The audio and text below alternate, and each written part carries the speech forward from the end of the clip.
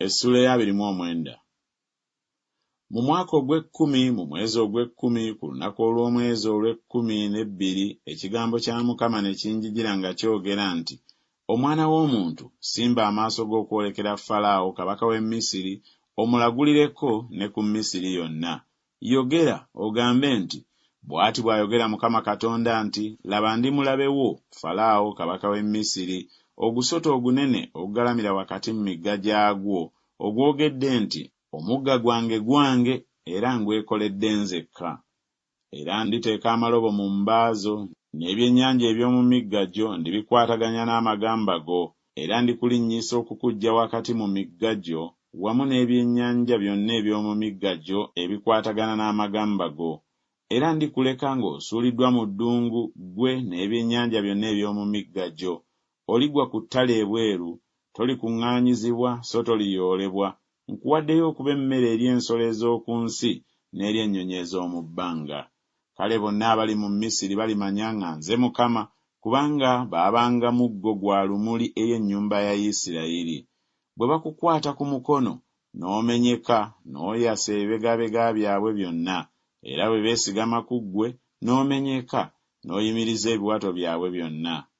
Mukama Katonda kyava ayogera bw'ati nti, laba ndikuleetako ekitala ne nkumalamu abantu n'ensolo. N'ensi y'e Misiri eriba matongo era nsiko. Kale balimanya nga nze Mukama, kubanga ayogedde nti, omugga gwange era nze naagukola. Kale laba, nze ndi mulabe wo era ndi mulabe w'emigga gyo, era ndifuula ensi y'e Misiri ensiko enjereere n'amatongo, okuva ku kigo eky'e Sevene okutuuka ku nsalo ey'e Buwesiyopya. Tewaliba kigere kya muntu ekiriyitamu, so tewaliba kigere kya nsolo ekiriyitamu, so terituulwamu emyaka 40.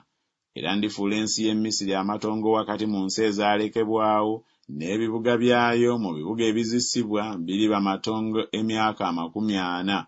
Era ndisaasaanyiza Abamisiri mu mawanga ne mbataataaganyiza mu nsi nnyingi. Kubanga bw'ati bw'ayogera Mukama Katonda nti, emyaka 40 nga giyiseewo ndikuŋŋaanya Abamisiri okubaggya mu mawanga mwe baasaasaanyizibwa, era ndikomyawo obusibe obw'e Misiri ne mbazza mu nsi ey'e Pasulo, mu nsi mwe baazaalirwa, era baliba eyo obwakabaka obwajeezebwa. Bulisinga obwakabaka bwonna okujeezebwa, so tebulyegulumiza nate ku mawanga, era ndibakendeeza, so tebalifuga nate mawanga. So tebuliba nate bwesige bwa nnyumba ya Isirayiri, nga bujjukiza obutali butuukirivu bwe bakebuka okubatunuulira. Kale balimanya nga nze Mukama Katonda. Awo olwatuuka mu mwaka ogwa27 mu mwezi ogw'olubereberye ku lunaku olw'omwezi olw'olubereberye, ekigambo kya Mukama ne kinjijira nga kyogera nti, Omwana w'omuntu, Nebukadduleeza kabaka w'e Babulooni yatabaaza eggye lye olutabaalo olunene okulwanyisa Ttuulo. Buli mutwe ne gubaako ekiwalaata, na buli kibegabega ne kibambuka.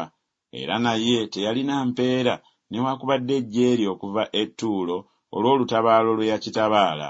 Mukama Katonda kyava ayogera bw'ati nti, laba, ndiwa Nebukadduleeza kabaka w'e Babulooni ensi y'e Misiri, era alitwalira ddala olufulube lw'abantu baayo, n'anyaga omunyago gwamu, n'anyaga omuyiggo gwamu, era y'eriba empeera ey'eggye lye. Muwadde ensi y'e Misiri okuba empeera ye gye yatabaalira, kubanga baakola omulimu gwange, bw'ayogera Mukama Katonda. Ku lunaku olwo ndimereza ejjembe ennyumba ya Isirayiri, era ndikuwa okwasama akamwa wakati mu bo. Kale balimanya nga nze Mukama.